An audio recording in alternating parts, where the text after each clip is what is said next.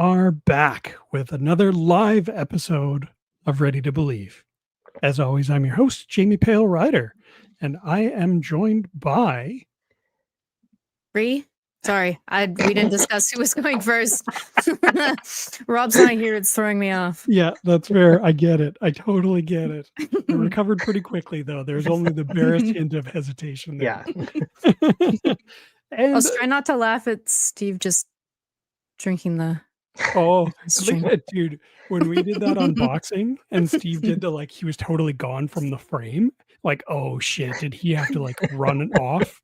Was there an emergency? But then he just pops up out of frame. He's like, hi. And it broke me so hard. That's my goal. Speaking of which, hey, Rob cannot join us tonight. He is fulfilling his fatherly duties, looking after his kid.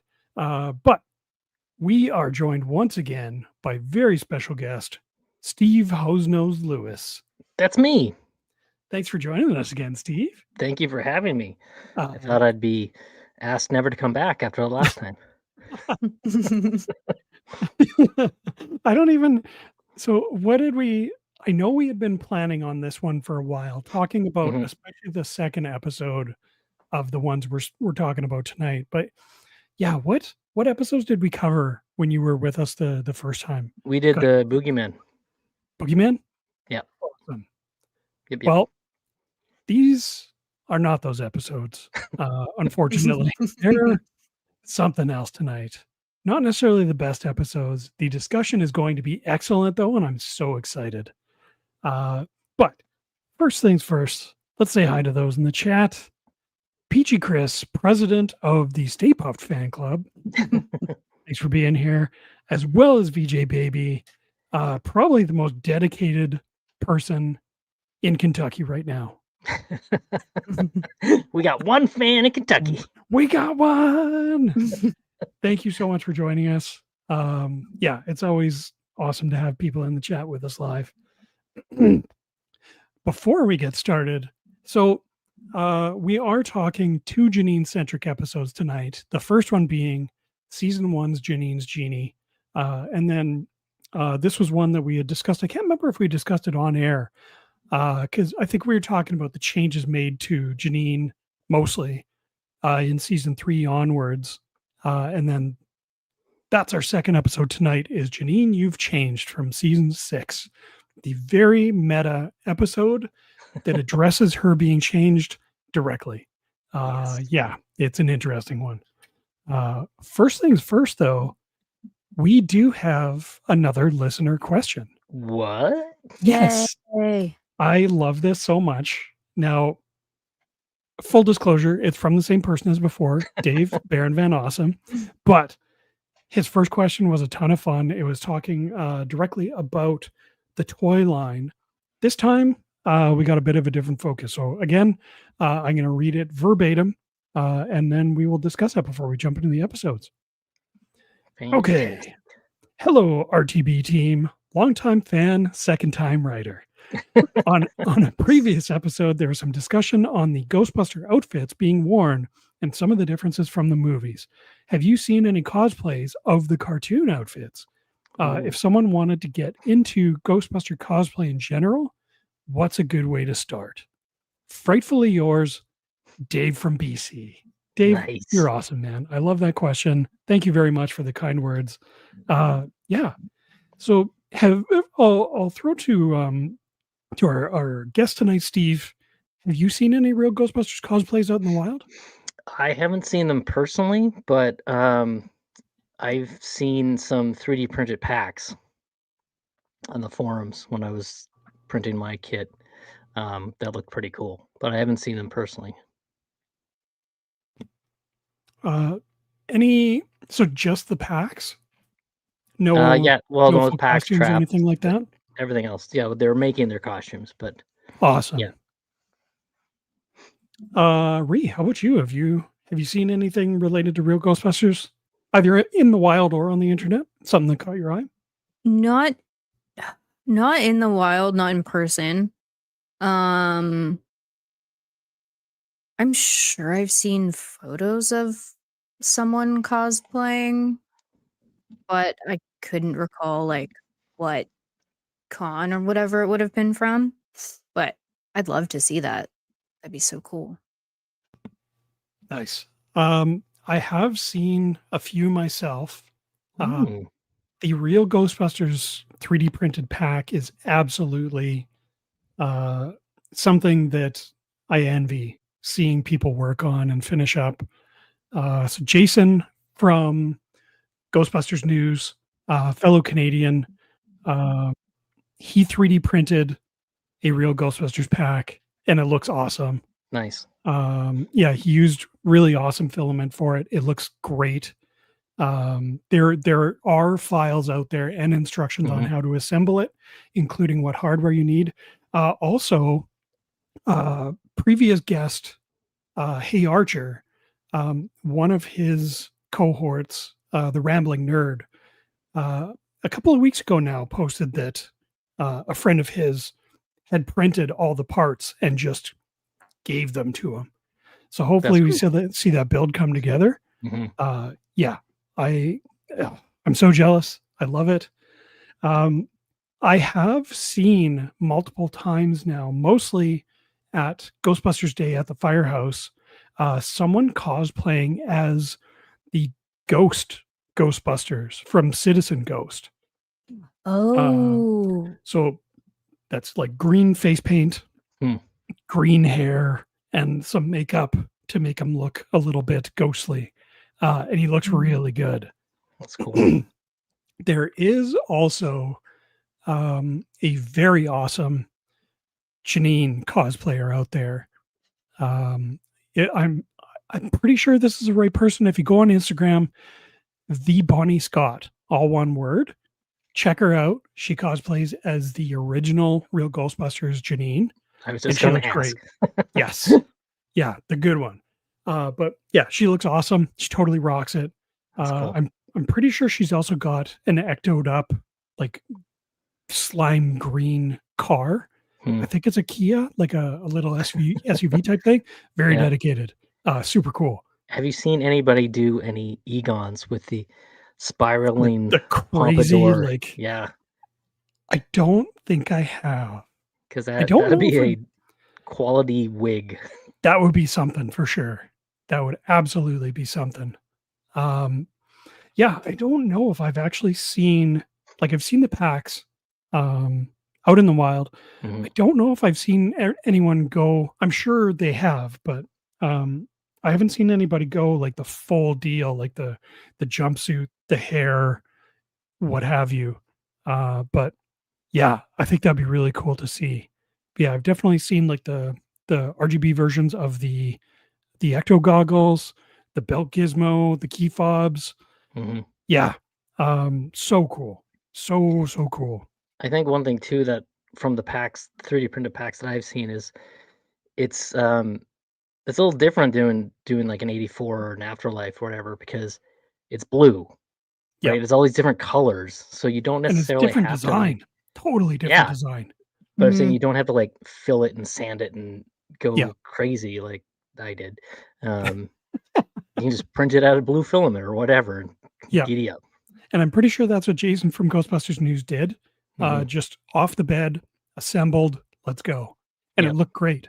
I mean, it's kind of the benefit of having it be based on a cartoon Yeah. is it's flat colors. They don't throw a lot of detail or weathering on them, Mhm. hmm but different design altogether. It would be kind of cool having a like a movie style pack just painted up Oh yeah. in the Real Ghostbusters Ooh. colors. Mm. That would be pretty awesome. hmm But yeah, totally different design, hence the 3D printing. They are out there.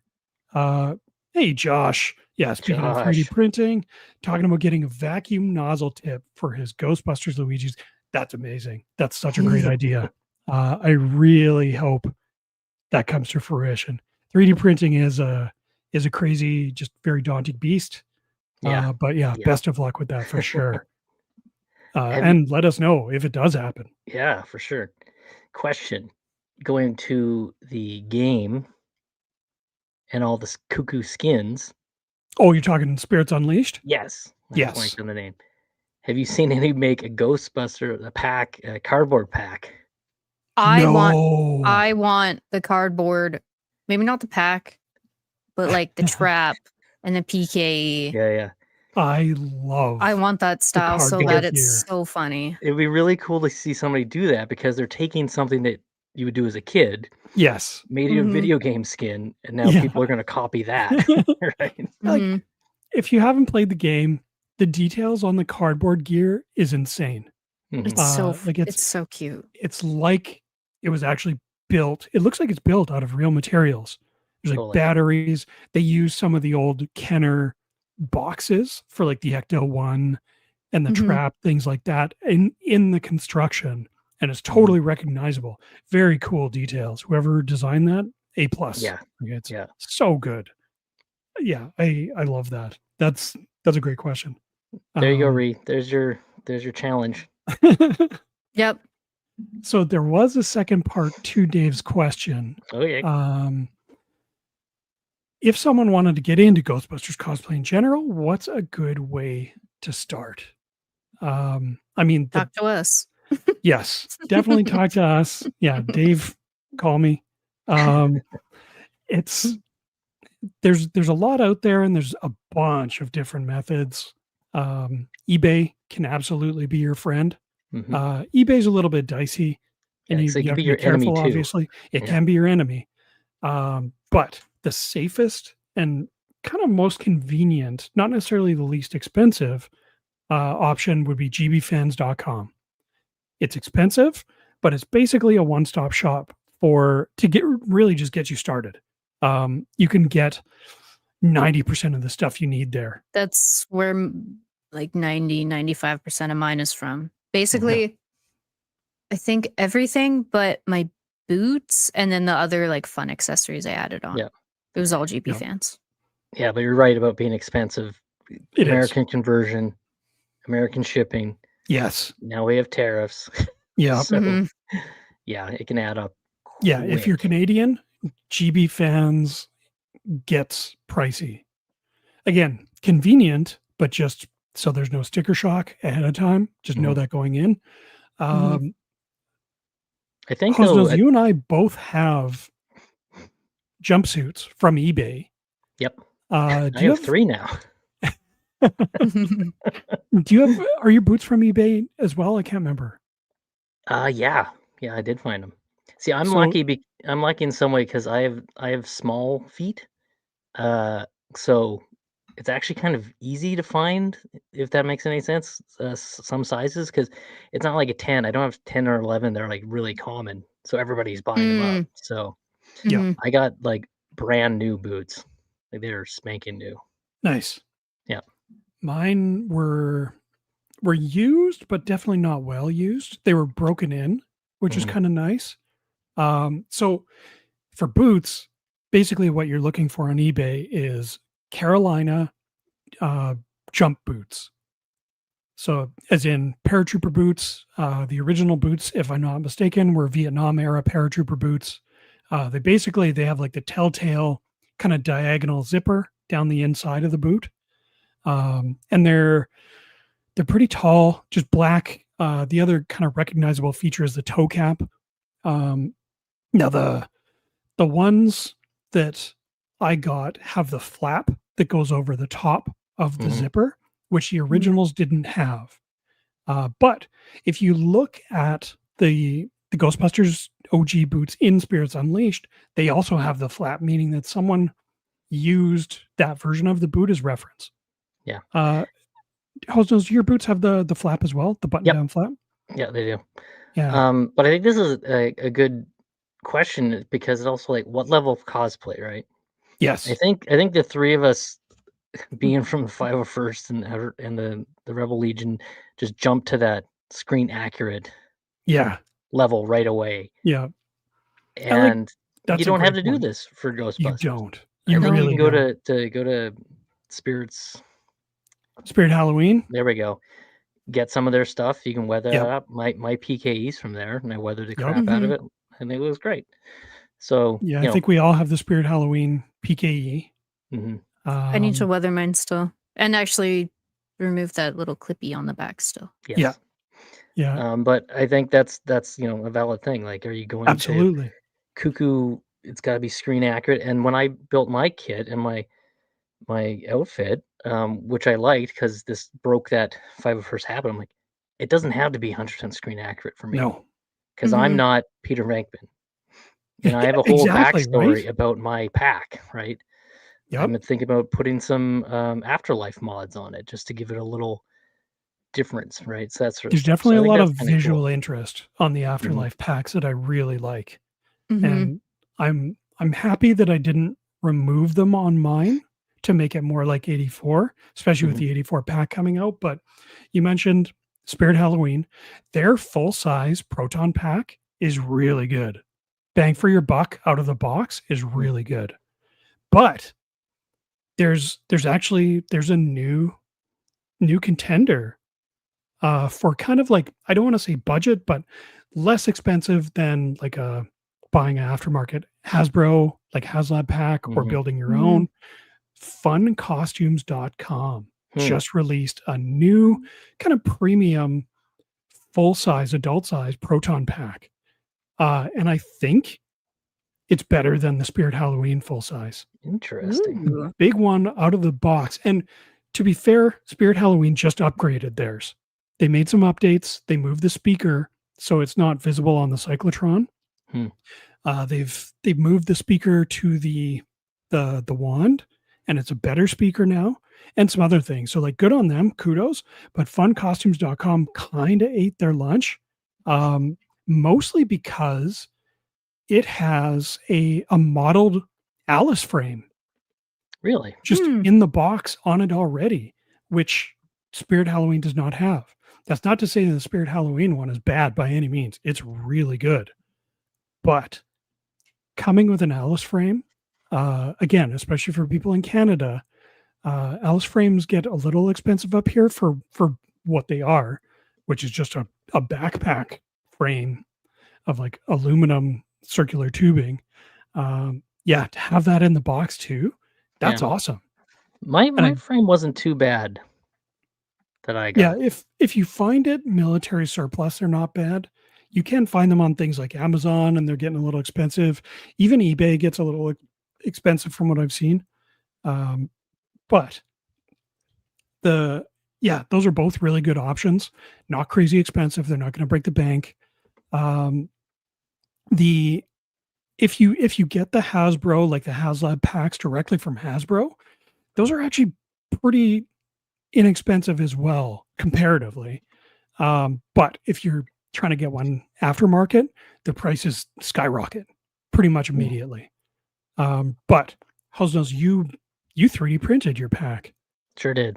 Um, I can't imagine how much work you put into that thing, but it looks amazing. Thank you. It was a lot of work. Um, and it wasn't very cheap either, because I went that extra level and, bought actual valves and aluminum upgrades and all that Yeah, stuff. So, yeah. and it looks amazing. But again, that's the option you have of the Mhm. level of detail you go into when you're making a pack, Yeah, Mm-hmm. and it's totally up to you. 100%. Uh, I was looking at one guy's build thread and he was like, "Well, on the original prop, you can see the wood grain." And he was like showing how to weather oh to my make it god, look like the wood grain. I'm like, "What? that's crazy. Why? Why?" Yeah. But if he likes it, looks great. Sure. Yep. I don't think it's really going to make a difference. The 6-year-old at the con's not going to go, "Oh my God, that doesn't have a wood grain. Right. Get out of here, Yeah. Spangler." And that's, yeah, coming from the 501st and Rebel Legion, the Ghostbusters stuff is a lot of fun. Hmm. Just and it's just mostly just freedom. Freedom to choose what you want to do. You can do anything. Like Mm-hmm. you went engineer from Frozen Empire. It just so happened to work out. But yeah, no, it's great. My boots are not at all screen accurate, but I like them. They're cool. They look very similar to Lucky's boots, do they not? I think so. Hmm. They're like slightly more like combat boot esque, like just like Yeah. a chunkier sole than the ones from like the movies or whatever. Like again, like it's totally up to you. Like if Gives me you a little wanna extra emulate- height, so I'm not like so tiny next to you guys. And you got all your cool little like My slime samples, canisters. yeah, I love those. Yeah, Those look pretty cool. And your real, air quotes, real PKE meter. that's right. Oh yeah, You have an Yeah. EMF meter, yeah. which It's is like $10. awesome. It's like Yeah. the easiest little prop ever. Have you gone and stood in a graveyard yet with it? At No. night? Well, how are you No, gonna I've test never it? found myself at a graveyard at night. I don't think you're allowed to do that, technically. I feel like they probably close them at They night do. to the They public. do. Right. And nobody ever hops that little stone fence. Oh yeah, no. No, I'm that's pretty much sure. too high for my little legs. Yeah. I would highly doubt that anybody who works for the graveyard is gonna be super dedicated, like chasing people out of there. I guess probably they have to, maybe. Who knows? We're not recommending that you try it, Depends how But- sketchy you look. right? You Yeah. know, maybe you're just grieving someone, or maybe you're, I don't know, up to nefarious things. You're plotting to become a Mm. vigilante by night. Yeah. Anywho.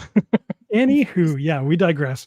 But yeah, basically the moral of the story is Ghostbusters cosplay is very free to do what you want. The community is great. Mhm. They're very accepting of everything, which is awesome.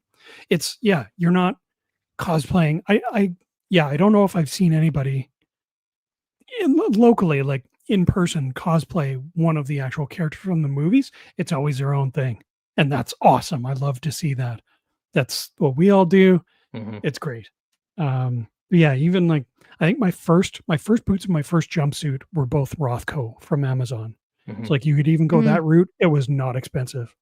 But again, it's totally up to you. hmm But that is an awesome question again from Dave. Thank you so much, Dave. Keep the questions coming. I love those. That was great. But without further ado, we should jump into the episode discussion. So we'll jump into season 1, episode 12, Janine's Genie first. So this one, I don't think it was the one that I remember. So it was a little bit mistaken. So it was written by Len Jansen and Chuck Manville, starring the OG cast. We have Arsenio Hall, Maurice LaMarche, Lorenzo Music, Laura Summer, Frank Welker, and an uncredited Charlie Adler as the Genie. So this one was not written by J. Michael Straczynski.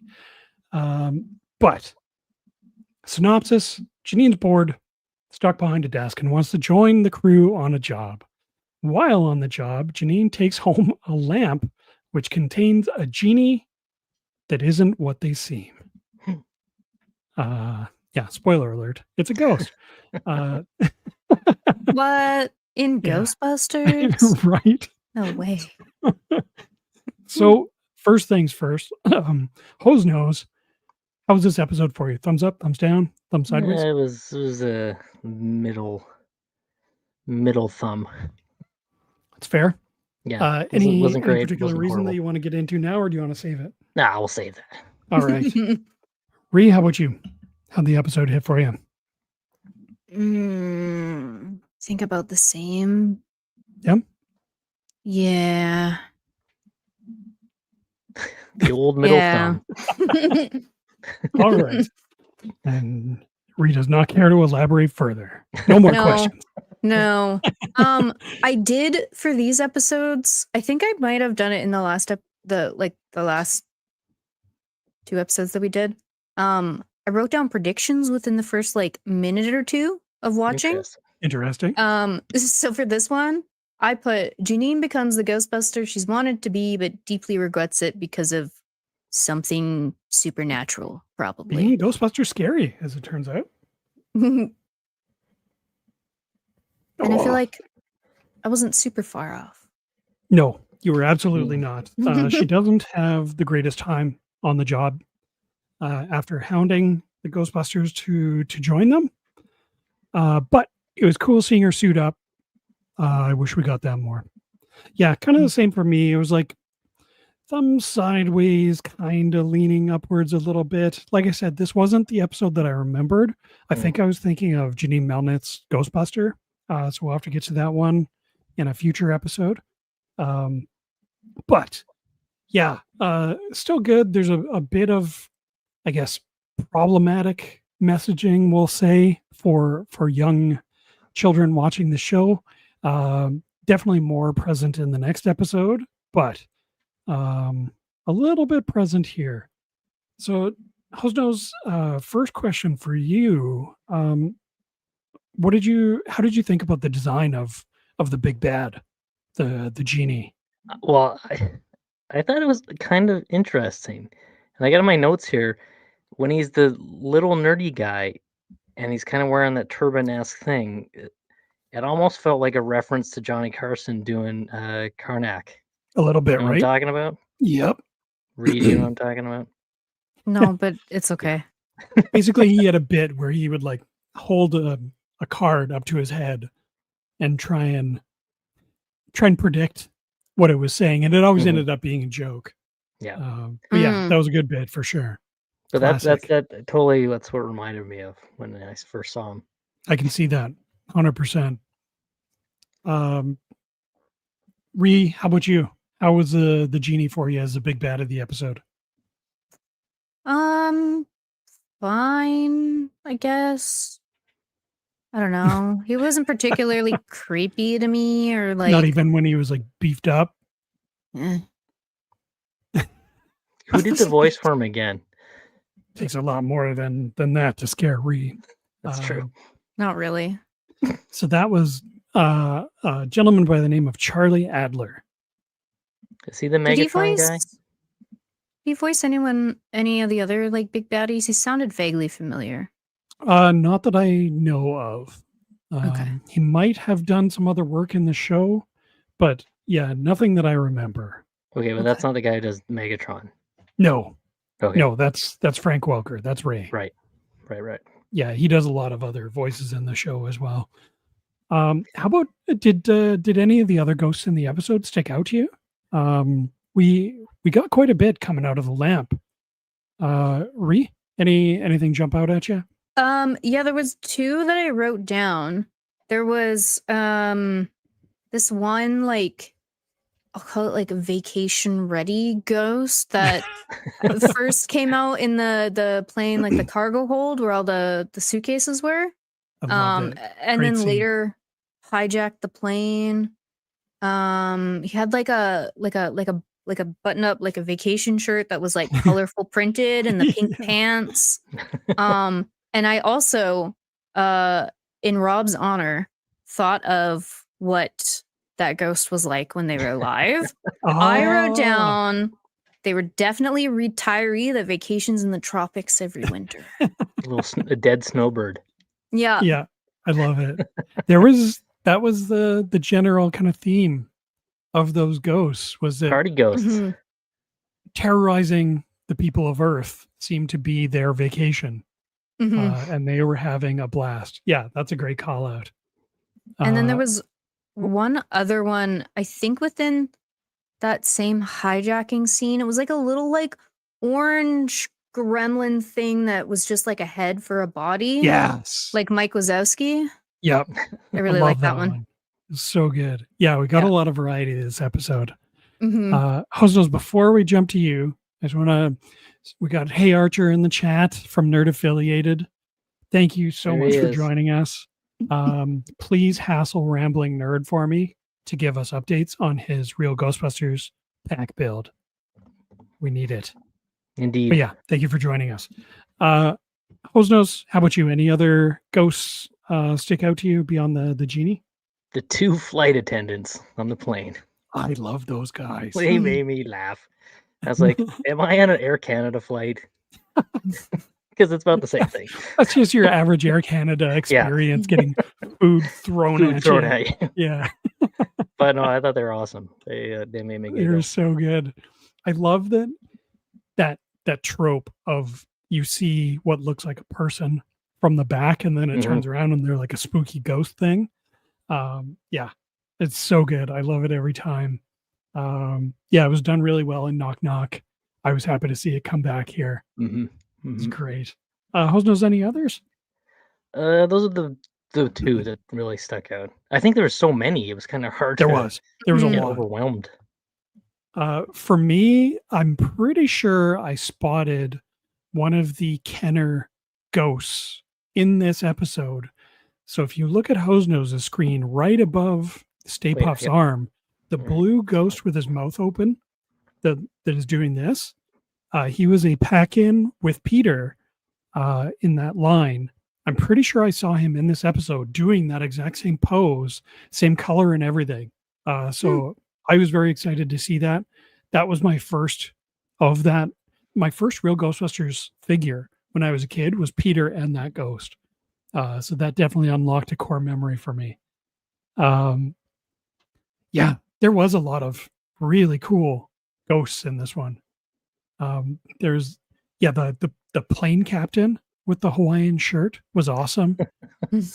Spooky for sure, spookier than the Genie, but yeah, still the Hawaiian shirt. Yeah, I had the flight attendants as well. They were great. That was Mhm. so much fun. And the general, not any one in particular, but just I love the idea of the ghost parachuting out of the plane as it was Yes. going down. That was so funny. So I have I'll- that I'll in my notes. Why Nice. would ghosts need parachutes? Exactly. Let's save that for scene discussion after this. But yeah, just wanted to call that out. Just that idea was amazing. Yeah. I love the episodes where we get a lot of variety in ghosts, and this was a really good one for that. So with that, Hosenose, let's jump over to favorite line, scene, or gag. Favorite line was, excuse me, Janine when she yells, "You ectoplasmic slime balls." I had that one written down too. That And was I got on her- another on one her for the first from job. her later, but I won't Nice. jump to that. So that's Yeah, I love how much she gets into being a Ghostbuster. Just no hesitation, zero level timidness. She's Mhm. just right in the thick of it. Mhm. Just living her best Ghostbuster life. Ree, how about you? We'll definitely do around the horn here. So Hosenose will come back to you. Mhm, mhm. Yeah, Ree, favorite line, Um, scene, or gag to start off? I have another Janine quote that I wrote down. It was, I don't remember exactly what scene it was, but she said, "Go ahead and laugh, quiche eaters." Oh, I was gonna say that. Quiche eaters. Yeah, You quiche eater. Yeah. I had to like rewind a couple times and like listen back. I was like, "She said quiche?" I And love and it. and how is that an insult? Right? Quiche is delicious. Yeah. Yeah. If being a quiche eater is wrong, I don't want to be right. Exactly. Great line though. I love that. In terms of lines, I loved when Peter was pissed at Slimer for eating his watermelon and he called him a melon muncher. Yep. Yeah. That I was got that down so there too. funny to me. Yeah.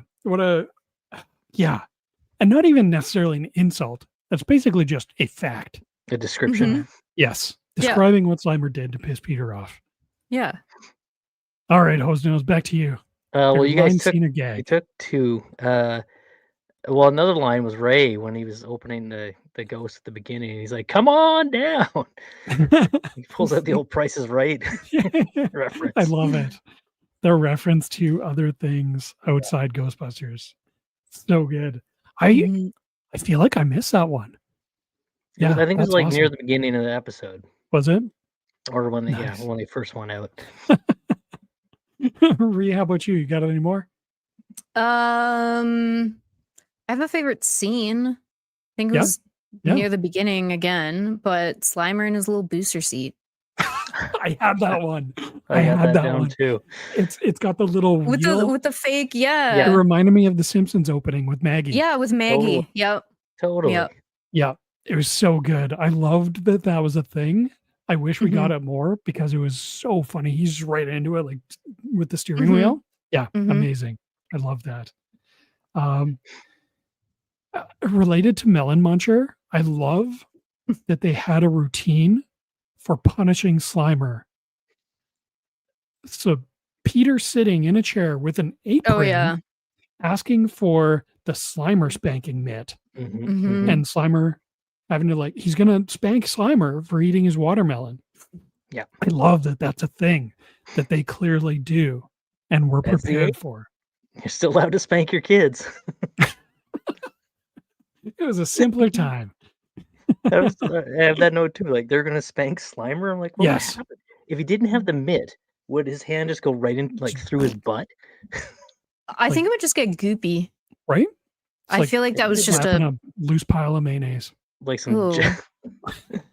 like a Jello mold. That's Right? kind of what I pictured it. Oh, Yeah. would it be a little bit firm like a Jello mold? Yeah, but so I you think hit it'd it have. hard enough and you're going in. Yeah. I like could see not that. fully set Jello, maybe. Oh yeah. Or it's like a little still like congealed on the outside, Mhm. maybe. Oh, I love that. Yeah, what a weird scene, and I love that it was there. Okay, Hosenose, back to you. Favorite Well, scene, line, or gag? It was kind of scene/line, but where she's like, "I want to be a Ghostbuster," and Winston says, "Nobody becomes a Ghostbuster overnight." But I'm pretty sure that's what happened to him. He just walked Pretty sure in. Winston, exactly. I just want a Mhm. steady paycheck, right? Yep. Here, clean Yeah, these literally traps. walked in off the street and hold these traps. Yeah. Yeah. Now, I wouldn't consider Egon, Ray, or Peter to have become Ghostbusters overnight. That seemed like a much longer process, but Mhm. Winston, absolutely. And Mhm. maybe he was just like hazing the new person, or he got razzed for being the new guy just off the street, so he feels like he needs to pass that down the line. But yeah, that Mhm. also stuck out to me. Ree, any more from you? There was another kind of like back and forth between Janine and Egon. Was after she made the second wish. I think it was Janine that said this. She was like, "The sooner we get down, the sooner we'll be safe." And then Egon was like, "That's logical, I think." Yeah. Like, I think. And she just just pushed the yoke of the Yeah. plane to the floor. Yeah. Which Mhm. again, another year, another date, another time. Pre 9/11 again. Because it's like triggering. You see the Oh jet yeah, they like stream were. right. You can see the Twin Towers Mhm. clear as Yes. day in the background. I'm like, Yeah. oh. And the plane flew right at a very tall building and then pulled Yeah. up at the last second. Yeah. Yeah. It was hilarious, but yeah, a little bit funny, just kind of meta, like post 9/11 world. Yeah, totally. Funny Mhm. to see for sure. But yeah, I love that line, Ree. That was great. Mhm. I love her, just her logic. Let's get down to the ground fast. Yeah. Well, I had a line that was like that too, where he was in love with her and he goes, that running gag of "You're beautiful when," Yep. and he's like, "You're beautiful when you're sick." Yeah. I had one I that mean, was, you're beautiful when you're scared out of your mind. mhm. Yeah. It was cheesy, but it was also pretty funny. Um, yeah, I loved just kind of off the cuff. There was a visual gag where there was the lift that lifts the luggage into the hold of the Mhm. plane. Like, I'm pretty sure in real life, it just it's a conveyor. It just Yep. slides the luggage into the hold. This one, it lifts up and just dumps all the luggage into the hold like a dump truck. Like, oh, Air Canada again. That's that Air Canada experience. Yeah. Yeah. You'll It was never just find it again. no. And if you do, you're gonna need new luggage. Jose knows any others? Well, I know it's not really seen, but it was interesting you're talking about the different jumpsuits. Right at the beginning, she's already got her own color She jumpsuit, does. and she wears the elbow pads, probably in the better place, on her knees. Yes. As Did she knee have pads. elbow pads Oh. and knee pads? No, she just had the knee pads. Yeah, that was a thing that I noticed last time is I'm pretty sure every time Janine suits up, which isn't a lot, Mhm. she always wears knee pads very sensibly, instead of wearing them on her elbows. Yeah. Yeah. I guess maybe she's just a little bit smarter than them in terms of safety. Yeah. I'm gonna drop to Yeah. my knees first when I'm in terror. Right. Mhm. Yeah, And who this, lands on their elbows before their knees? unless you're like skateboarding or something. Yeah, Yeah, but Even then, I don't know. yeah. they don't skateboard that we've seen at least. Okay, another. I'm just gonna say another one quickly, but Yeah, it's more of a question. At the beginning, they said she's like, "Oh, this is why we don't take you on calls or something." And Bakeman, it seemed like, was mad because she got shotgun. I couldn't figure that out. I And might have to go back and rewatch that. Yeah, that's the best I could think of. It's like this is he wound up getting in the back seat. I mean, that is pretty funny that she got shotgun. Any others? No, that's all I I've had got a written few down. more. All right. I thought also the Tahiti song that plays when the flight attendants are ripping out food to everybody, that might be the best Tahiti song that I've heard yet. It was pretty good. Mhm. I laughed out loud when they were landing the plane, and like the landing looked actually pretty smooth. Like it was coming in very sensibly, like a normal passenger plane, and not like as would be implied by Janine's landing technique. Mhm. But showing the landing and then the Ghostbusters in the back of the cockpit just getting tossed around like rag dolls. I lost it. I thought it was super funny. Yeah. When they And land that too, the plane just like disintegrates. But everybody's still Yeah. sitting in their assigned Yeah. rows. yeah. That's what That made me giggle. happens when you handle a plane roughly like that. I got two more. Hosenose, do you have any more? No, you're out. All right. I did love the scene of Janine on the job just being chaos. First, her pointing the wand the wrong way. She had a very unorthodox method for getting the wand off the pack. I think it was like kind of under her arm, hence The her underhanded getting it technique. backwards. Huh. Yeah, but then her she lets loose and just like a fire hose, basically, it like propels her backwards yeah. and it goes everywhere. She almost takes Peter's head off. It was hilarious. It was so funny. Yeah, I loved it. Yeah, that's why I wish she would go on more jobs. That was great. And we've seen her be very competent in a ghostbusting capacity too. But this was a ton of fun just to see the chaos ensue. The last one for me was a line. It was actually when they get off the plane and they're walking by that airport worker, and Peter, being a smart ass, drops a line. The brakes aren't bad and the sunroof is a nice touch, but I think we'll wait for the new model to come out. Like they were taking it for a test drive. Mhm. I loved it. I thought that was a great line. Very Bill Murray-esque. Yeah, totally. It felt very authentic. Awesome. So I did want to address the bit of the problematic messaging, which is present here, more prevalent by far in the next episode, but I wanted to call it out here because it needs to be discussed. Janine's second wish was to make Egon fall in love with her, which it feels like a bit of a TV trope, but at the same time too, I feel like it diminishes Janine a little bit. But I wanted to get your thoughts on it. A little bit. More a lot like. of it. Okay, he has things to say. Ree? Let's start with you. Ree. Well, I just feel like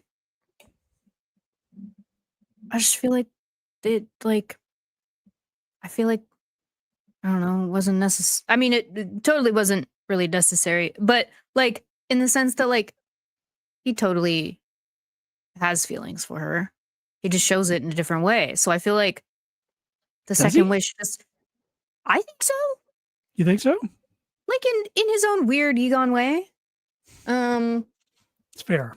But I don't know, it's stupid. You heard it here first.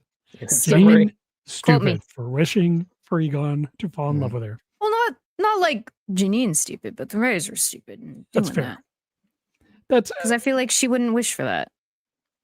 I mean, so actually, I have something for that, but I want to get to Hosenose first. Hosenose, I want you to weigh in on this. yeah, I think it was a little problematic with, I need to get the affection of that man, right? Yeah. It was, maybe not the right message. I didn't think it was like super, as a straight white male, I don't think it was super offensive, but that's coming from a different perspective. So, Fair. and yeah, what you're saying, Ree, at the end, don't they like at the end they watch the sunrise come up together after like the spell's been Mhm. dispelled? That's the next episode. Oh, Ooh, spoilers! Yeah, Whoops. spoilers. They kind of blended together. yeah. They do. They definitely had similar tones. But I did want to play devil's advocate a little bit here. I do not disagree at all. But that is kind of in keeping with Janine's character in the first movie. Janine is very clearly and overtly in the first movie attracted to Egon, and it does not get reciprocated. That was a conscious writing choice on the part of Dan Aykroyd and Harold Ramis. Mostly Harold Ramis being like, it's not really in Egon's character as we've written for him to really show affection or anything really, or even be interested necessarily in women.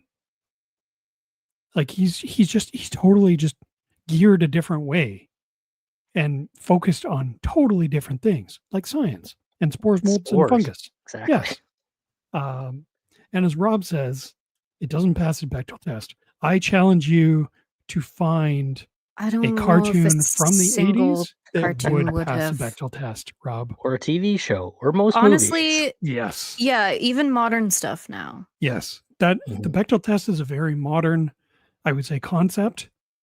And yeah, Ree, that's a great point. There's a lot of shows nowadays that still don't pass that test. Mhm. But yeah. 80s cartoons? Absolutely not. But definitely problematic. I felt like just kind of Janine, like Janine's a strong lady. She doesn't take any shit, but it felt weird, even though Janine in the movies was very clearly attracted to Egon. It felt weird for her to wish that. Her wishing to be the boss? Absolutely. That's totally in keeping with her character. I would not argue with her in the slightest if she felt like she could run things better than they were being run. But yeah, the falling in love with, or Egon falling in love with her thing, is a little weird.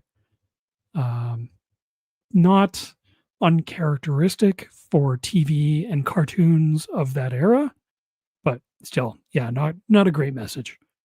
It's a real cop out. Yeah, 100%. Female character wanting male validation. Yeah. Yuck. Yep. Ugh. Unfortunately.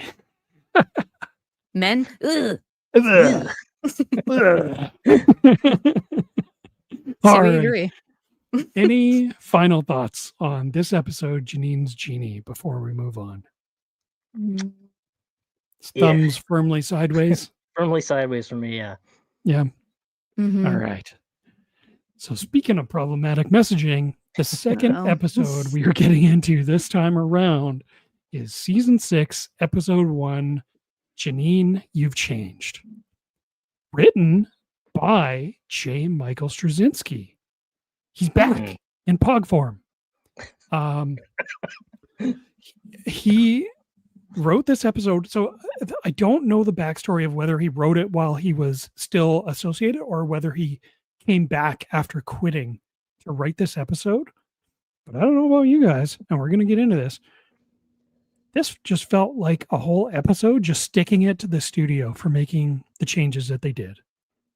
But we have for cast, so this is, I guess, the third technically iteration of the cast. Second for most, we have Dave Coulier, Buster Jones as Winston, Maurice LaMarche, Kath Soucie as Janine, Frank Welker, and then we have a couple other uncredited people, but yeah, mostly. So we have Dave Coulier, Buster Jones, and Kath Soucie.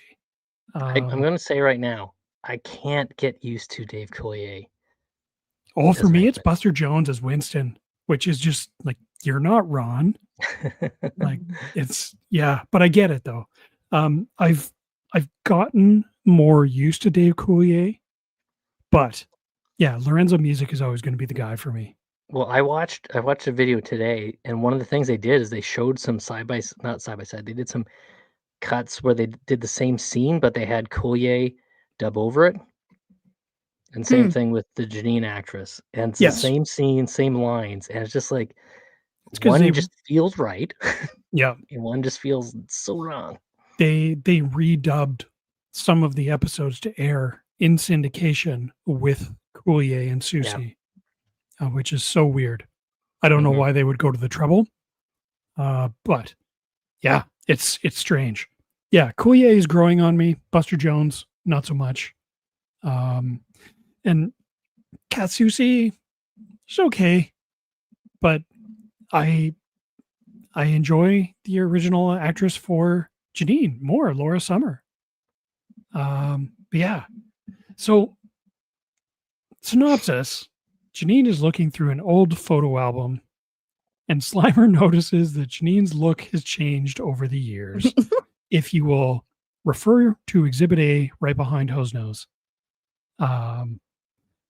Almost like they are 2, 3, 4, or 5 different Janines, which the Ghostbusters then investigate. Holy cow, this episode. I knew it was going to be a weird one. I chose it specifically because we had discussed it previously about when we were talking about the change from season 1 and 2 to 3 and beyond, that there was a very meta episode directly addressing it. This is it. And it's a weird one. So Hosenose, start off with you. Start with Ree. Start with Ree? Okay. Yeah. Ree, thumbs up, thumbs down, thumbs sideways? This is taking longer than I thought it would. I don't know. It's weird. It's so It is weird. You can give an episode a thumbs down if you want, Ree. That is your right. I'm like really 45 degrees downwards. Yeah, it's like Janine's plane landings. Yes. No, hers were like it's like a straight down. Like that was a nose 90 dive. degrees. Yeah. Fair. I'll give you that. Yes. Weird. All right. We will go over to Hosenose, but we'll elaborate as we go. I'm also going to a negative 45 degree incline, whatever. Decline? A negative decline? G dive. Yeah, exactly. Yeah. I liked it for what you were saying, Jamie, with the sticking it to the man kind of thing, directly back at the network interference. But yes, for the messaging and everything, no. That's exactly it. That was a part that was really weird to me, was the whole very overt theme of this episode was sticking it to the studio and the network for interfering and changing designs. But then the super problematic messaging through Janine's story in this episode. So for me, like, that messaging is like huge thumbs down for me. Yep. Yeah. And just how they're just beating you over the head with a very large hammer. That this is J. Michael Straczynski, credited as Michael J. Straczynski for some reason in the episode opening, sticking into the network. So yeah, we will definitely get into why in a moment. There were things that I liked. There was some fun stuff here, but overall the messaging was no bueno. So how did you feel about, well, we'll stick to the formula, the big bad of the episode, the fairy godmother. Hosenose, start with you. I thought it was kind of ridiculous, especially her Latin name of Makeover Lots of Bucks. Holy cow. Wow. I rolled my eyes and groaned Yeah. so hard at that. And like, that's that ham-fisted just beating you over the head. absolutely no effort to come up with a good name. Like, that felt like it was aimed directly at the network. Like, you made these changes Mm. because you thought it would make you money. We're naming the actual big bad of the episode after that. So how about the visual design? Well, actually, one thing about the visual design is, excuse me, I think she was giving me kind of like Sigourney Weaver can't talk right now.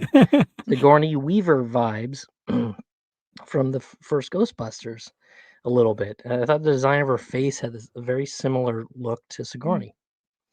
And I don't know if that's intentional or not, but that's my 2 cents. I didn't notice, but I can absolutely see that. That's interesting.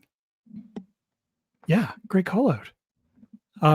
How did you both feel about, or actually, sorry, I'm getting out of order here. How was the big bad for you in this episode, the fairy godmother? Strange. Just Like, if there's something strange in the neighborhood? yeah. Like, I don't know. It's a weird premise. This like I don't even want to say the actual name of the ghost or whatever she is. But like playing off as like a fairy godmother to just like I feel like kind of similar to like with the genie. Like she's just giving you what you want. Yeah. But like potentially dark undertones of I don't know, maybe some bad will happen, but who cares? Because I made you pretty. It felt kind of like the Grundle to me, where it's kind of like corrupting their host person in order for them to become either ghost, demon, whatever. Yeah. Which I kind of like that aspect of it. How did y'all feel about the like when she shifts into like the more like serpentine form, like her evil form or whatever, her true form? Yeah, I dug that. She kind of reminded me of like the creature from the back lagoon. Something Oh like that. yeah. Mm-hmm. Yeah, I like that. Little fish person. Nice. Any thoughts on that version of her? I think just the same as Steve. It was cooler. It's a pretty low bar. I don't know. It is a low bar Yeah. for sure. Yeah. That's I mean, kind of it. they took the imagery of the fairy godmother a bit literally, I found. Yeah. With her like in disguise form. I did really like the evil form. It reminded me of Medusa from Clash of the Titans, actually. I liked it a lot. Yeah, that was cool.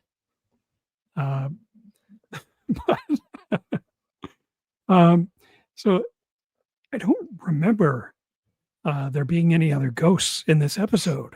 There were some more ghost dogs.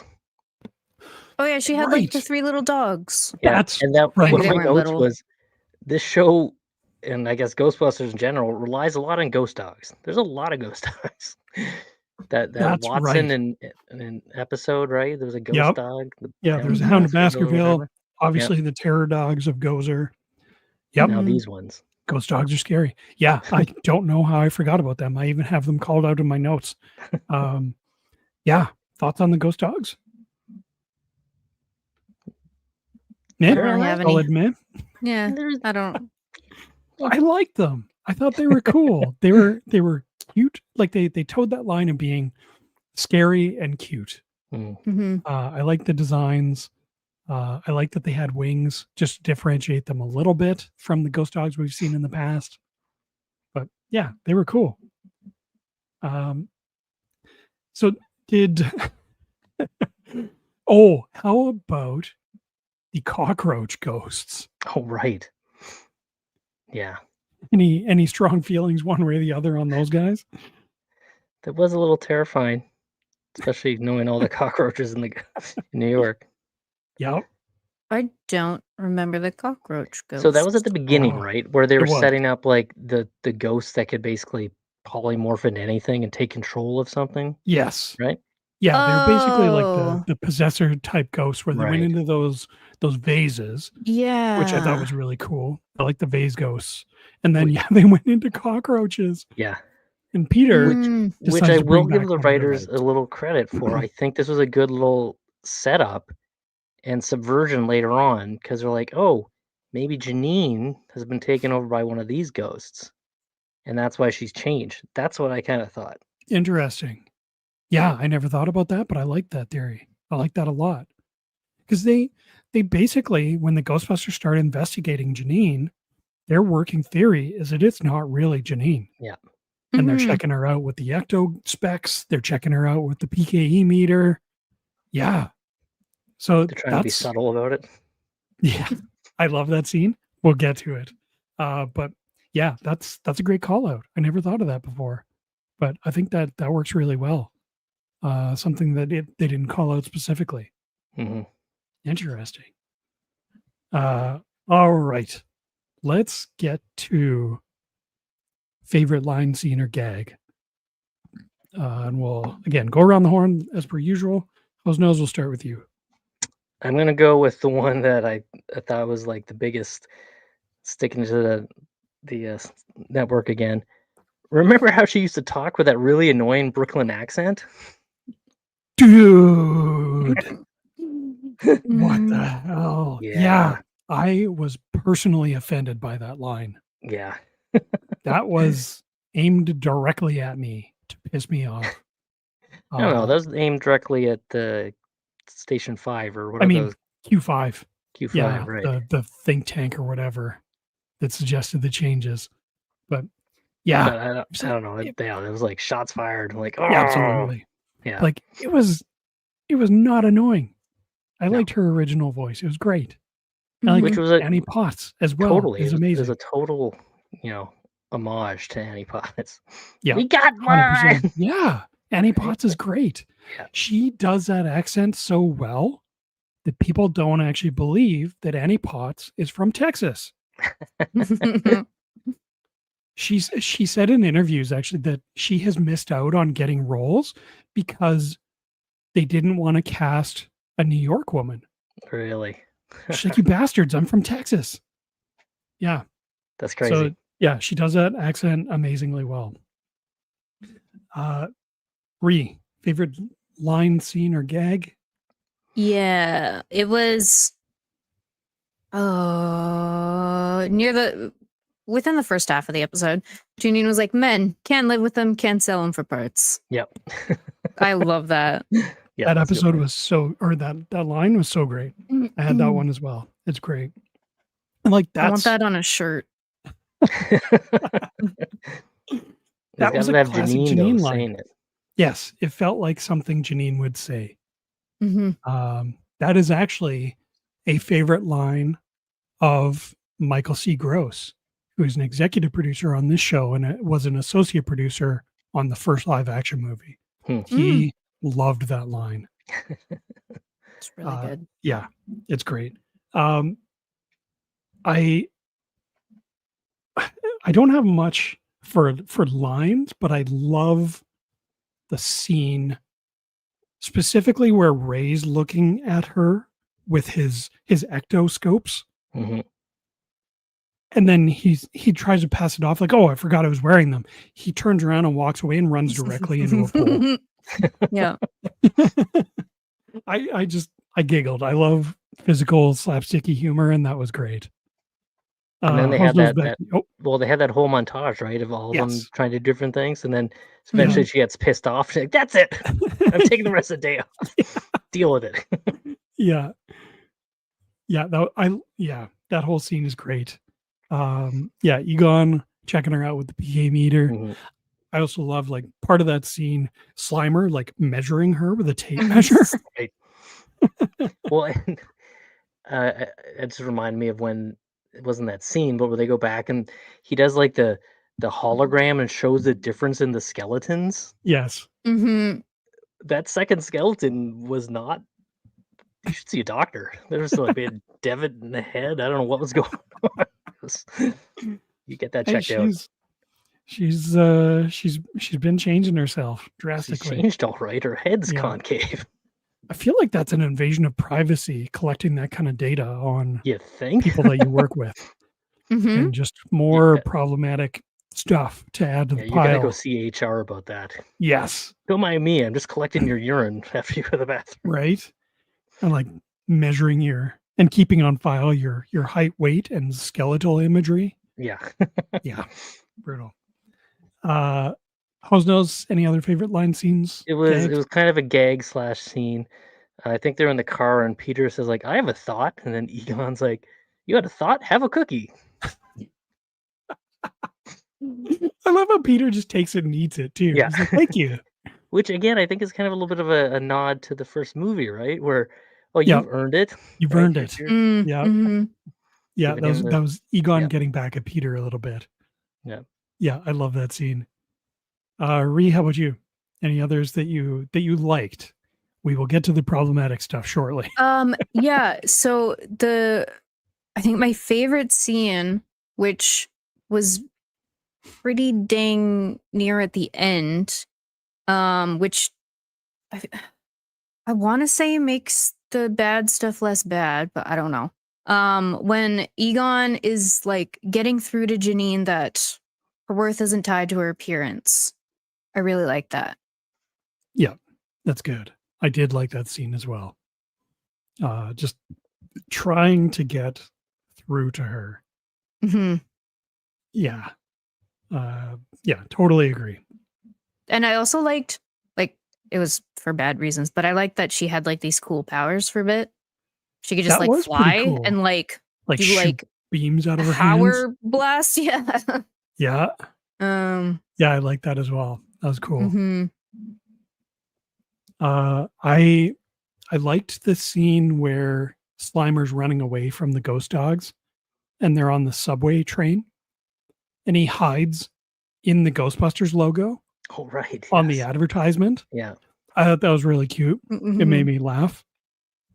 Yeah, they had some funny scenes and gags in this Mhm. episode. Hosenose, back to you. Any other favorite line, scenes, or gags? Well, it was. I know it's a good thing, but it was the one where Janine's getting taken over, and she kind of flips through all the different versions. There's like Cleopatra and Marilyn Monroe Yep. and Mm. a whole bunch of other ones, and I thought that was just interesting from just a visual perspective and how like these are the different levels of beauty throughout history, kind of thing. Absolutely. Mhm. Yeah, that's a great call out. I like that a lot. Yeah, just like the standards Mhm. of physical beauty. Yeah, Yeah, and she's just rotating through. and Mhm. then on a less serious note was Ray's like, we should get back to the car before somebody strips it. That made me laugh. That's pretty. It feels pretty New York. Yeah. That being a very real concern. Not being from New York myself, that's like Mhm. the TV or movie version of New Well, York. But yeah, That also happened in another episode yeah, that they we had watched. their wheels stolen. Their wheels were stolen. Yeah, That's I think that hilarious. was in Halloween 2.5. I want to say. But yeah, Mm. 100% Ree. That's a great call out. Not the first time the Ecto has ran afoul Mhm. of criminals, or almost. Ree, how about you? Any other favorite line, scenes, or gags? I liked the kind of symbolism. I don't know if it's intentional or not, but when Janine was kind of like accepting her whatever with the whatever evil entity I forget the name of that's really bad. When she took off that bomber jacket that had the Ghostbusters logo, I feel like I like that that was kind of jacket. like her being like the symbolism of like I'm not Janine. I'm gonna be something better. Yeah, 100%. I love that. Yeah, to me, it felt like her just, the gloves are coming off. She's getting ready to throw down. Hmm. Yeah, I like your analysis way better of that.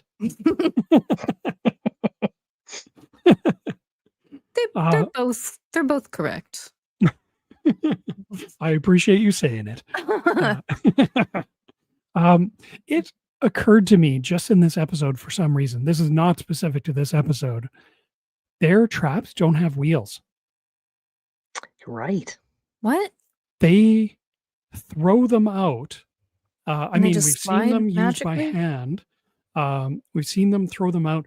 Egon had some zhuzh on his throw. He threw it out like he spun it like a lasso Like a lasso. and threw it out. But it always just kind of like rattles to a stop on the floor. But yeah, no wheels. They don't slide them out. I wonder why that Oh. is. But yeah, strange. There's one shot where I was like watching. I'm like, did they just draw this wrong? Because it looked like it was laying properly, but it looked like the doors were on the side. Oh, I wonder if I there's was like like, an art or animation error. yeah, I don't know. Maybe I I could just see it. saw something wrong. Yeah, that's a good spot. Hosenose, any others? No, I think that was pretty much it. Tapped out. That's fair. Yeah. Ree, how about you? Any other good stuff? All right. No, that was it. I've got a couple others. I liked that even though it wasn't the original design, it was nice to see Janine in pointy glasses and short hair. Mhm. Oh, yeah, I wrote the that original down. design. It wasn't the same, but it was close. It was cool. Yeah, like, I mean, you can see in Steve's background, like, Yeah. they're basically the same shaped glasses. They're just angled this way instead of Yeah. like more cat eye. Mhm. Yeah. Like, Yeah, it was just nice to see that. I also one line that just I don't know if it was meant to be funny, but I laughed out loud at it was for multiple reasons. After they had all taken a crack at checking Janine out to see if it's actually her, she leaves, she goes home for the day, and then the Ghostbusters and Slimer convene to talk about their findings. And it starts off with Egon saying, I take it you've read Slimer's report. One, Slimer wrote them a report Mhm. about his findings. And two, Egon being like, you've all read it? Yeah, we're all up to speed. And like the reports themselves had like slime all over them. And yeah, that line was super funny to me. I bet you're wondering why I've asked you all here. Also when it was near the end, they're looking for Janine and Peter's walking down an alley yelling Janine's name, calling out for her. And a guy like leans out the window. He's like, hey, do you know what time it is? Peter's like, yeah, it's 4:30 in the morning. You should be asleep already. And the typical New York response of just crap being thrown out. Yeah, that was great. That was so good. I love silly stuff like that. Yeah, okay. I'm tapped out as well for good stuff. There was a lot to like in this episode, not related to the main, very problematic theme. To the whole story. Yeah. So I wanted to talk about this because this feels like super awful messaging for any, I was going to say young girls, but really young anybody watching this, that in order for you to get attention, to get someone that you admire or attracted to like you, be prettier. Yep. Change yourself. Change who you are. Yes, change who you are fundamentally. Holy shit. Get rid of that Brooklyn accent. That annoying Brooklyn accent. J. Michael Straczynski, if you wrote that line, so help me. I want to talk about this. I want to talk about the messaging of this episode being awful. Ree, this time we'll start with you. Oh God. How are you feeling watching this episode? Bad. Like if I saw this as a kid, that would mess me up. Right? This is not okay. It got me now at my big age. Like, it's so stupid. Terrible. Awful. Terrible messaging. Yeah. Who thought that would be a good thing for a children's cartoon? It's a middle-aged man in the 80s. Middle-aged white man. Yeah. Yes. Terrible. Hosenose, thoughts? Yeah, exact same thing. And the crazy thing is I told Amy, she asked what we were watching. And she's like, I totally remember that episode. and now Did Amy's a bit she? younger than me. So she was a young girl when She this was came out of and seeing age. it. And yeah, she remembers this from that like 30 plus years ago. Holy uh, cow. right? So it has an impact, and what a horrible impact it is. Yeah. Did was Amy able to elaborate at all? Like, does she remember how she felt when she watched this episode as a wee tot? I don't remember. She said she's only like probably 6. Yeah. So I Oh, don't remember what she said, but God, That's an yeah. awful age. Yeah. In To be fact, though, exposed like to I this kind said, of messaging? Yeah. Absolutely. she obviously watched it and remembered it. So hmm it's pretty bad because if she watched other episodes, she doesn't remember those. Yeah. But this is like burned in the psyche kind of thing. God damn. And maybe that's why. Hmm. Yeah. There's so much just shitty message, like writing. Excuse me. Getting all choked up. Now my voice is starting to fail me. Yeah, just she's like analyzing herself in the mirror at home when she goes home. hmm Yeah, doesn't she say No- like the eyes are too far apart this time or something like that? Yeah, like too all close kinds of together. stuff. And like her eyes are the wrong color. She Yeah. wore her best outfit and no one noticed. Yeah. And just she asks the fairy godmother to make her prettier. Hmm. That is the only thing she wants in the world. Well, make her and I prettier. wrote down also the whole premise of the episode is Janine gets a haircut, so they think she's different. Like that's what clues them off. Like, come on, Yeah. guys. And even Yeah. her screaming at Egon at the end, it's your fault. You never noticed me. I did it all for you. Yeah. In my notes, I just wrote, holy shit. Like, that's so terrible. Hmm. Like, I could not believe how on the nose it was about her motivations for Mhm. getting sucked in by this fairy godmother. Holy Yeah. cow. Yeah. Now I'm not defending anything, but I did read that where she was in the mirror and she analyzed, and she, oh, the eyes need to be further apart or whatever, or this needs to change. That was like another shot at the network because Yes. some of those were like notes that they got back about Yep. the redesign, right? Mm-hmm. Yeah, and if for anybody watching now or after the fact, yeah, we covered this in a previous episode, the changes that the group Q5 suggested. The big one being Janine's overall look. And yeah, that's absolutely calling that out. It was a big reason why, as I understand it, why J. Michael Straczynski quit the show. Hmm. The other big change they suggested, which they thankfully did not take, was removing Ray. Yeah. Just completely removing him because he serves no purpose. Like that, I think I said this off air, but like that should have gotten that group thrown out of the building immediately. Like I don't know why they listened to anything they had to say after that. Like they clearly were clueless. Yeah, but I mean that's not an excuse for the writers of this to have that horrible message. Oh yeah, Like see, it's like, oh, I'm gonna stick it to the network. Yeah, But in the process, I'm gonna mess with some children. yeah, Mm-hmm. that totally messed with me. Watching this episode back was like, yeah, good, stick it to the network for listening to these Q5 idiots, but then also tell young viewers of the show to just be prettier if the person that you like doesn't like you back. Mm-hmm. Holy shit. Yeah, and Kristine, that's such a great call.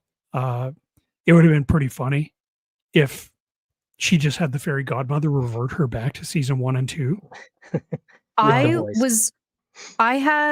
I had this insane hope that when she like got over the power or whatever, the thing was defeated and she was like transforming back, that she would be season 1.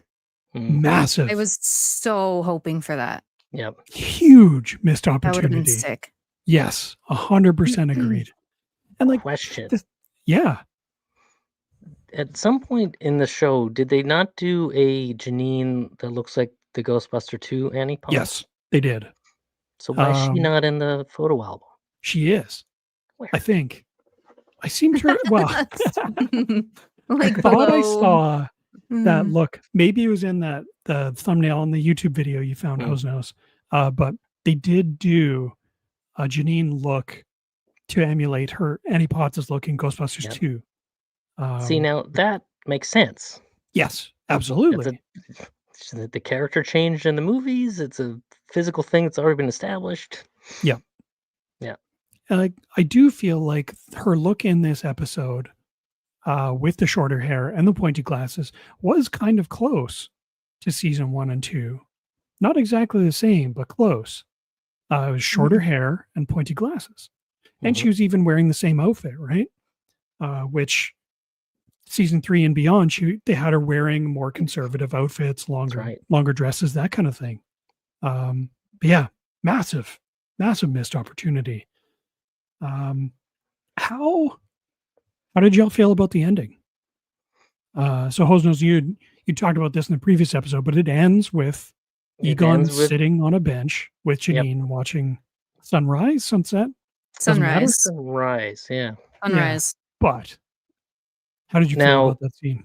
Yeah, I think that was all right. I think the show kind of tried to save themselves at the last hour, and Janine says, I'm like, how she doesn't have to be perfect. I don't have to be something I'm not. I'm okay to like myself just as she is. So I think at the very last second, like, oh, let's get the proper message out. Yeah. Rhea, how about you? Thoughts on how it ended? It was okay. I like how Egon, when they were, I think they were already sitting on the bench, and whoever said that line of like, we gotta go get the ecto before it gets stolen or whatever. Right. Yeah. Egon was like, I'll catch up in a minute. And then they're there for who knows how long, but they stay until sunrise. So like it's been more than a minute, Egon. What the hell? Yeah, it was nice. I don't know why they didn't all just go home in the Ecto one. Because he said give him a minute, and then they were trying to get new tires for the car. Because it'd been stripped, so yeah, they could not leave. I don't know. I actually kind of hated the ending. Yeah. To me, it felt like a cop-out with Egon asking Janine out. Mm-hmm. But it was also in a very Egon way, because he was was asking her, like, I don't even remember what it was, but like asking if she likes like science documentaries or like documentaries. Yeah, something, and then was just like, it's kind of a date, but also I just want to watch what I want to watch. Yeah. And if you want to come too, that's cool, but I don't really care. And I'm going to play video games and watch me watch. Maybe it was because it was kind of more of a platonic asking out and not necessarily like a romantic like date situation, which would make it better in my mind. That's a good call out, Ree. But like, I hated that Egon asked her out. Now, is that because what you're saying about how Egon was supposed to be not interested in anything other than spores, molds, and fungus, or it was out of character, but it just in the context of this episode of the story, it just felt like Egon just like gave in. He's like, oh, okay, I guess I'll ask you out to make you feel better. We don't want you to have another one of your episodes. Like, but I don't know. Don't you think? Also, it's not giving in. He's actually just realizing that she is a pretty cool individual, as is, right? Yeah, and that's fair. Like, we have had scenes in the past where it's the Ghostbusters and Egon make it clear that they care about her. And not necessarily romantically, like put all that stuff aside. They care about her, like she's a member of the family, right? But yeah, just asking her out felt a little icky to me. Yeah, it was out of character. I'm sure you're gonna bring up what you just highlighted that Kristine said, but Yeah. I wholeheartedly agree. I think it would have been cooler if Janine asked, and then he goes on a ramble about like, oh yeah, we could watch science documentaries and blah blah blah, trains, planes, automobiles, Good movie. spores, Good molds, and movie. fungus. Yeah. But then she goes, "No, I want to do something that I'm interested in." Yeah. Yeah. That'd be And better. it would have been nice if she had a bit of a turn. Like she had that realization for sure, but just to have like an extra boost of confidence, hmm either to ask Egon out or to just be like, maybe if you're not interested, I need to, seek that kind of relationship elsewhere. And again, maybe I'm giving a cartoon from the 80s too much credit. But but yeah, I wasn't happy with the ending. It felt kind of gross. Yeah, that's it. So Another question though, going yeah. back to the beginning. I mean, apart from the stupid calling it Slimer in the Ghostbusters, was the theme music slightly different? Did they Yes. change It it at some was. point? Yes. It was. I didn't care It's for that either. no. It's different, right? And And It why? it's doesn't wrong. doesn't Why? hit. Yeah. Another No, note from it's Q5. yeah. I don't know. That one felt like a change related to the move to Slimer in the Real Ghostbusters, Mm. which I don't know if that was a Q5 thing or not. But Was that like clearly, a rebranding thing, or was it intended to be a different show? it was a bit of a rebrand because Slimer was so popular with kids. They decided to give him more of the spotlight and really highlight that Slimer is a part of the show. Mhm. But the theme music being different is weird. And I don't like it. Not for me. Not for me. Right? Yeah, it's strange seeing that different intro. We should wrap things up. We've been at this for a while. I feel like we don't need to continue beating this dead horse of this episode. But But yeah, Rob's not here, so we can do what we want. Don't forget. we can. So final verdict on Janine. You've changed. Hosenose, how are you feeling about finally seeing this episode? I was at a 45-degree decline. Now I'm going full 90.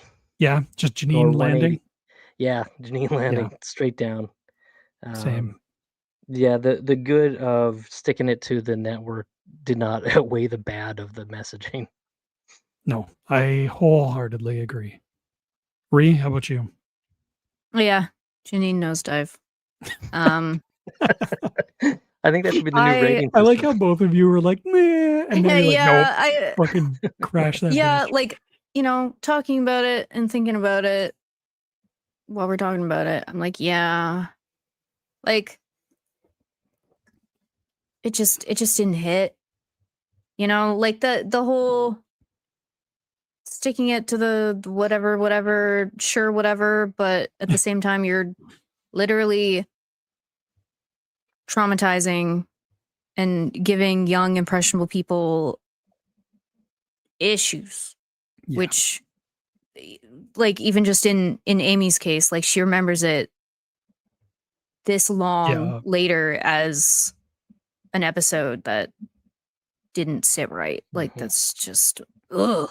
Yep, that's pretty huge. And I feel like, the correction they tried to make at the end felt very half-hearted, rushed, or like a rushed. really absolutely like rushed last minute like rewrite or whatever to be like, oh no, it's all good now. Oh yeah, we undid it fixed all it. because like no, awful. They rewrote it because they had one woman at the show actually read it. Like, what? Yeah. Or like, I don't know, maybe focus group people called it out, who knows. But yeah, it just feels like the young people watching this episode are getting the wrong message until the last 5 seconds when they're like, oh, and then credits. So yeah, not a great episode. Probably my least favorite that we've watched so far for several reasons. That said, though, this was a great discussion, and I appreciate you both being here and being willing to to dive a little bit into the bad, which we typically don't dwell on, but like this, we had to. I feel like we had no choice. With that said, yeah, let's start wrapping things up here. Thank you both again for joining me for this. I feel like these were a couple tough episodes. Hosenose, we'll start with you. Where can we find you, sir? You can find me on the gram, as the kids say, Hosenose Paints, for all your mediocre D&D minis. But the latest thing I put up was my newly finished Ghost Trap 3D printed. Yes. That I just finished. So definitely check that out. Hosenose, you did an amazing job of painting that thing up. Thank you. Looks awesome. Yeah, they turned out all right. Good thing it'll just sit on my belt. Never be used. Okay, you'll get some smoke in there. I'm definitely right? gonna get the smoke gag going. Yeah. Yeah. Awesome. All right. Where can the people find you? I said I was gonna write a thing for this last time and I didn't. But I'm on here. It's kind of on brand though. The consummate professional. Every other week, however often we do these. Every other week, right here. And in the background of the videos, don't forget. Oh yeah, in the background of Ready to Believe vlogs. Hell yeah. Which we will be getting more of at the Vancouver Comic and Toy Show coming up at the end of October. I'm so excited. It's been a while. You can find Rob on Outer Rim Rookie on YouTube. He just put up a new video, his first go with the AT-AT driver costume. It looks awesome. Great. Yep. Yeah, it looked really, really good. You can find the podcast on anywhere where you can watch podcasts, Generation X-Wing, generationxwing.com. Sorry, is Generation X-Wing podcast.com? I can't remember. Sorry, Rob. I'm bad at this. But you can find me here on the Generation X-Wing podcast YouTube channel. We're still doing Ready to Believe things. You're watching Ready to Believe right now. Next week, we will try and get some unboxing in. I don't have a plan yet, full disclosure, but yeah, we'll see if we can do something. It's been a ton of fun. I need to unbox more things. Don't forget, we are partnered with Tools and Talent. There is a discount link in the description below. So I'm so happy it's hoodie season. I finally get a chance to wear the Tools and Talent hoodie that has been way too warm to wear previously. Oh my God, Tony, dude, you are so late. You're very late. It's too late. I've already called the authorities. They are looking for you right now to make sure that you were okay. I thought maybe you'd fallen asleep again. Dude, how late is it there? It's almost midnight there. I midnight. appreciate you stopping in though, Tony. It's good to see you, man. We are unfortunately just wrapping up. That's it for us, everybody. Yeah. So speaking of Tools and Talent, so yeah, they have t-shirts, hoodies, merch. They still have awesome belts. What's new for those of you out there that are investing in the Hasbro 84 pack, they have you covered. They have the hose upgrade, which is awesome. I put it on my pack. They also have the mounting hardware for an Alice frame, which this apparently does not come with. So yeah, check that out. Like I said, discount link in the description below. With that said, we are out of here. So until next time, we're going to try in unison. Let's do it. We're ready to believe you. Holy cow, that was not good. Nailed it. I love that we tried though. Thanks everyone for watching live. Thanks if you're watching this after the fact. Bye.